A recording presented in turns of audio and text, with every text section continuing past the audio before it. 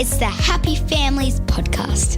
It's the podcast for the time-poor parent who just wants answers now. Today on the Happy Families Podcast, what is up with Roblox? Hello, this is Dr. Justin Coulson, the founder of happyfamilies.com.au and the author of a bunch of books about how you can make your family happier. I'm here with Kylie, Mrs. Happy Families, mum to our 6 daughters.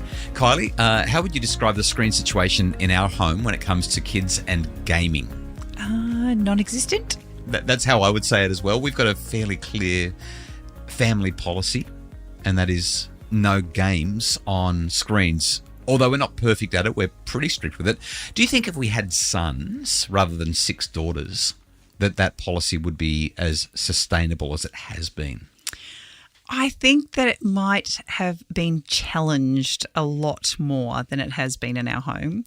The girls are really grateful for a brother-in-law because he enables their desire from time to time. Comes over with a gaming console now and then. Nice one, Jared. We've generally held that line pretty firmly, though, and I think that we would have still been pretty tight, pretty strict around it, even if we had sons. Today, we're going to talk about the reasons we don't do Roblox and why we try to keep games on screens to a minimum. So I know you're pretty passionate about your dislike for Roblox. I don't even know what it is really, honestly. I call it roadblocks. Yeah, that's right. That's how much I don't know. So I'm interested to have this conversation today to find out why it is that you're so passionate about Roblox and not letting our kids play it. So what is it actually, and why are you so up in arms about it? Okay, let's start with what it is. Roblox is... It's not a game as much as it's a tool set to make video games. And then, of course, those video games become the games that kids play. So it's more of a platform with all kinds of game experiences that kids can engage with, and they can play and they can build and a whole lot more. They can have these immersive interactive experiences that they wouldn't be able to get in the real world, even events that happen on Roblox, concerts and that kind of thing. And these games and these events, they're all designed by the community. Honestly, as much as I don't want my kids playing with it, I've got to admit it is a brilliant system where everybody is part of the construction. I mean, you talk about creating buy-in. That's what this does. So in parental guidance last year, the kids were playing a game. Is that what Roblox was? They didn't play Roblox, but they played something similar. Going to come to that in just a sec. But essentially, you've got a whole lot of different games that you can play while you're on there. There's first-person shooter games, like I guess it's kind of rip-off of Call of Duty. There are role-playing games, huge variety of options. Like I said, in-person events. There's Piggy and Mission Mars and Jailbreak. They're all user-generated games that are on the platform. David Baszucki, who's the CEO of Roblox, said this on his blog last May, and I quote, he said, "At Roblox, we're building an immersive platform for communication and connection with safety and civility at its foundation that simulates the real world." He said, "In real life, people visit places designated for all ages every day, from theme parks to city parks. Older age groups enter environments that require some form of age verification, from nightclubs to some concerts or movies. On Roblox, we want to recreate these dynamics of real life in virtual space." So there's a part of me that actually really likes the concept. It almost has the capacity for children to try new experiences and try out, I guess, those skill sets in what I would like to say is a safe environment. But I'm going to assume, based on the fact that you are pretty up in arms about it, that this is not going to be a safe space for kids. Okay, so this is something that Roblox says they're focused on. They're focused on safety and civility. I mean, I look at this and think, I would rather my kids go and have the real life experience. I would like to take them to the city park, and I don't necessarily want them to be hanging out in this online space where there are a bunch of adults who are looking to go into nightclubs and who knows what other kinds of clubs or facilities that have been built in that online world. I don't want my kids to be there. I just don't like that. But I'm imagining that so many parents are going, but I don't have the time to take them to the park anymore. I've got too many other things to do, or I don't really want them interacting with real people just yet because I'm just not sure who's safe and who's not. So two quick responses to that. Number one, research shows that parents are more involved and more willing to take their children places than ever before. Parents are really involved with their kids now, and they're keeping them safe, especially when they're out and about in real life. Second response, though, is that idea of, I mean, it is super convenient, yes, but I promise you, your kids are hanging out with much more dangerous people in that online environment than they are in the real world, especially when you're with them at the park or at the beach or at the shops. Now, here's the other thing that Bazuki said. He said, quote, more than 55% of our users are now over 13 years old. Okay, so if we were to put this another way, you're suggesting that means that about 45% of their users are under 13? Yeah, that's exactly right. And for context, Roblox has over 70 million daily users. This is up-to-the-minute stats. I've just checked before we've recorded. Current stats, over 70 million daily users and over 260 monthly users. So essentially, half of that population, somewhere around 35 million kids that are on there every day, are not even teenagers yet. 120 million monthly users, not even teenagers. And if you get 100 million kids and put them in one box, one Roblox, that's going to invite certain adult engagement. Among other challenges. So this is one of my central concerns. I just think we've got massive privacy concerns, massive safety concerns, and I want to come back to that in a minute. But I mean, there's so much going on with this huge platform, and they want it to be the world's first billion user platform, gaming platform. Like they're on track to absolutely own the planet when it comes to our kids being on this platform.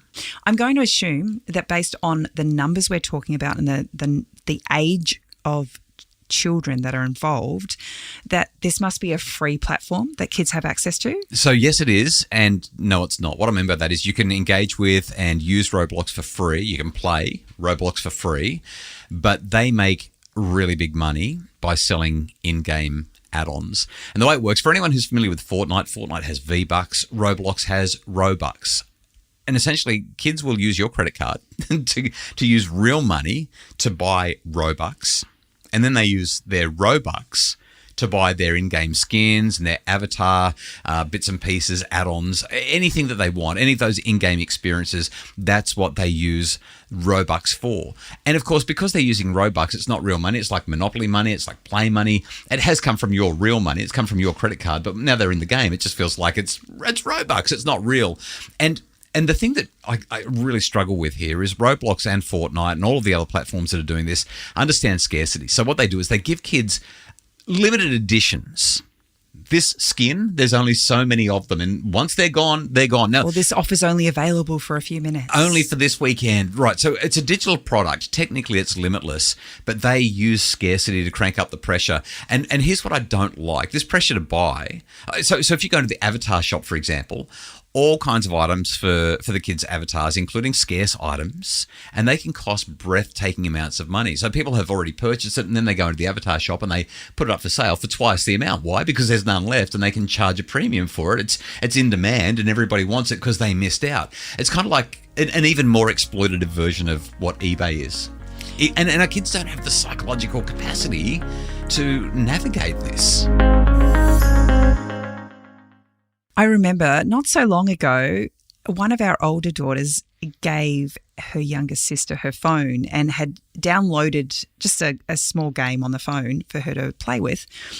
And I think within about 10 minutes, she'd racked up about $80 on her credit card that was linked to her account. And she came to us going, oh my gosh, look what's happened. Emily had no idea what she was doing. She was just pushing buttons and doing things. And like you said, it doesn't feel like real money because you're just clicking a button. Right. And so US regulators are looking at Roblox specifically, as well as a handful of other platforms, obviously, but Roblox is near the top of their list.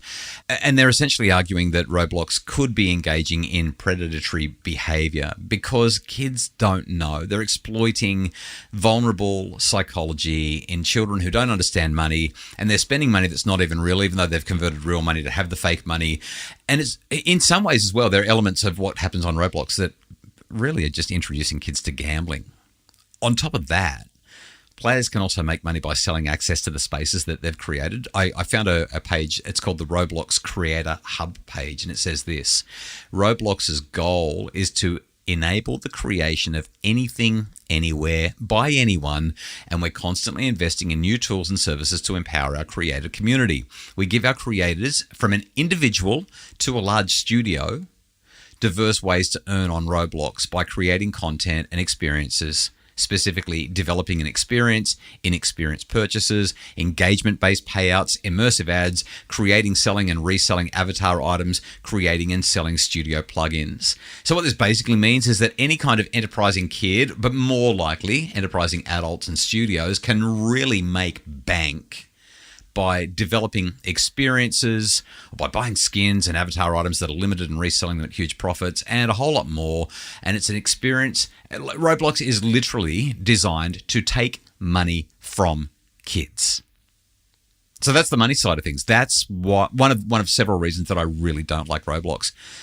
I'm assuming one of the major challenges that you have with this game and other games like it is just that no one knows who's who on the internet. Yeah. You're hiding behind an avatar. So anyone can create an account, pretend to be whoever they want. There's that Far Side cartoon by Gary Larson where a dog's typing on a computer, and the caption below the cartoon says, "On the internet, nobody knows you're a dog." And it's meant to be really funny, but there's a real dark side to this.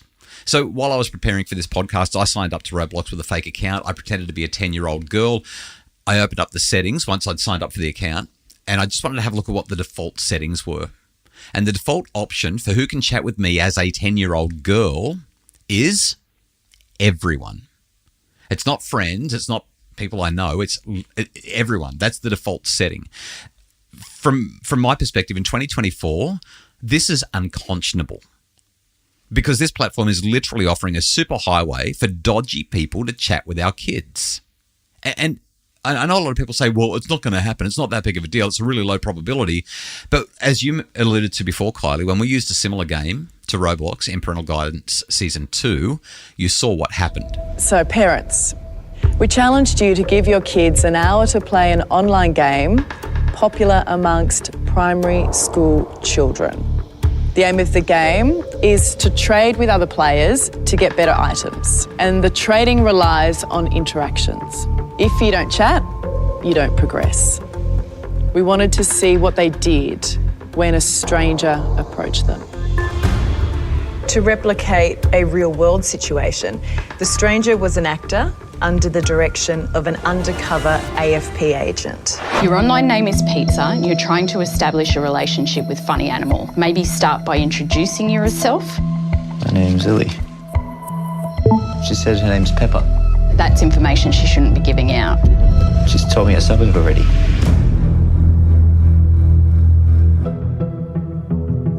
She's being very open with you. Ask if she knows the local shopping centre. Yeah, she says she does. Okay, keep building the relationship. See if she'd like to meet you at the shopping centre. Oh my God. She said yes. I still remember watching that with the kids and just, I've got goosebumps just thinking about it. It was so mind-boggling to me just how wide open those kids were left. And that's the issue. Bad actors can and do get kids on platforms like Roblox and bring them into other environments like Discord or WhatsApp or Telegram or even Instagram and Snapchat. And danger lurks. In America, there's something called the National Centre on Sexual Exploitation. In some ways, it's not exactly the same, but in some ways it's similar to our Australian Centre to Counter Child Exploitation and our E-Safety Commissioner. And the National Centre on Sexual Exploitation has put Roblox on what they call their Dirty Dozen list. They've got a list of platforms where they're essentially saying Roblox is one of the companies most likely to be profiting from sexual abuse and exploitation of kids. That's intense. I'm so glad we don't have it in Yeah. our home. I'm really like that's... But this is why I did that TikTok, right? Even outside that risk, and that's such a huge risk. Probabilities are low, but it's a huge risk. There's also highly inappropriate content on Roblox that kids can access even when you've got your parental controls turned on. And get this, just in response to what you said, I found a clip online indicating that the National Centre on Sexual Exploitation has reached out to Roblox, because they're on the Dirty Dozen list, multiple times to talk with them about ways that they can improve child safety, and Roblox isn't up for the conversation. They've come out. This centre has literally come out and said, we've tried. They're ignoring us. They don't want to talk. Or at least at the time, this was late last year, the content and the links that I found, they hadn't at that point. So basically what you're saying is when we look at these very popular, high traffic user games, they're just like all of the other ones. There's no concern for the safety and well-being of our kids. It's all about money. Yeah, inappropriate content, online predators, commercialisation, they're the three things that I worry about most. And that's why I've been so insistent, and you've been wonderful and supportive. That's why we don't have our kids on these platforms. Inappropriate content, online predators, commercialisation. So the challenge as parents we have is the fact that this is really popular. I would suggest that most kids in any given school classroom either have use of it on a daily basis or have had access to it in the past. Yeah, and many school classrooms use Roblox or Minecraft as an in-school learning function because of the spaces that have been created in the platform. And like I said at the very beginning, I actually love the concept. At the core of it, what they're actually trying to do sounds like a whole heap of fun. It sounds like some amazing educational benefits that can come and conversations that can start as a result of it. So considering we live in a world where Roblox plays a massive role in so many of our kids' lives, what is your advice to parents? Okay, so my advice would be the same as it is for all of the platforms, whether it's the social media platforms or gaming platforms. It's pretty much the same thing. And you've heard the conversations that we've had in our home in terms of just number one, I try to keep the kids off all platforms as much as possible, which I know creates some challenges and some contention from time to time. But that's something that I work really hard on, and I think it's the best advice that I can give. However, it's not always practical. It's not always realistic. So 5 other things that I would mention, and I whiz through them pretty quickly. They are all pretty basic to get your head around. Number one, you've just got to know the platform. Like I got onto Roblox and spent some time on it today. Get on there, play with it, watch it, stream it, engage with it, see what people are doing with it on YouTube. When you have a good look at it and understand the platform, you're going to have much better conversations with your children. Second thing, adjust the settings so that you can keep kids safe. First thing that I did when I signed up as a 10-year-old girl was went straight to the parental controls and had a look at the settings. Parental controls matter. They're not going to be foolproof, and kids can and will find their way around them if they want to, but they will be helpful. Third thing, you really want to talk to your kids about being safe. Have regular conversations with your children. We are not perfect at this, but we try on the first Sunday of most months to have a conversation with the kids about tricky topics. Sometimes it's online safety. Other times it'll be things of a moral nature. There's all kinds of different conversations that we have. And like I said, while we don't do it every first Sunday of the month, we try to do it as regularly as we can. This is one of those things where you talk to the kids about being safe. You tell them not to talk to people that they don't know. Tell them that if they are talking to somebody that they think that they know and that person encourages them to leave the platform and go somewhere else, don't do it. Tell them to check in with you whenever they're not sure about something rather than just going right ahead and barreling full speed into something that could be devastating. Those conversations with the kids really matter. I would assume one of your points would be to monitor your kids, especially young kids, when they're using any of these platforms. Yeah, just all over them. Be over their shoulder, be asking them questions, be engaged. And the last thing that I would say is don't give your kids access to the credit card. Like, make sure that you know what they're spending money on. Because like you said, Kylie, we had one daughter who spent $80 not too long ago without anyone having a clue. Just bang. And you hear horror stories all the time, right? I obviously acknowledged at the beginning of the podcast that I didn't really know much about Roblox. Right. And it looks like I'm not missing out on a whole heap. I'm really, really grateful that it's not something that we have to contend with in our home. But hopefully, as we've discussed things today, parents are now more aware of what their children are being involved in, and they can utilise your advice to make sure that we work with our kids to help keep them safe. Yeah, hopefully this has been a helpful podcast. The Happy Families podcast is produced by Justin Raw and from Bridge Media. Craig Bruce is our executive producer. For more info about how to make your family happier, visit us at happyfamilies.com.au.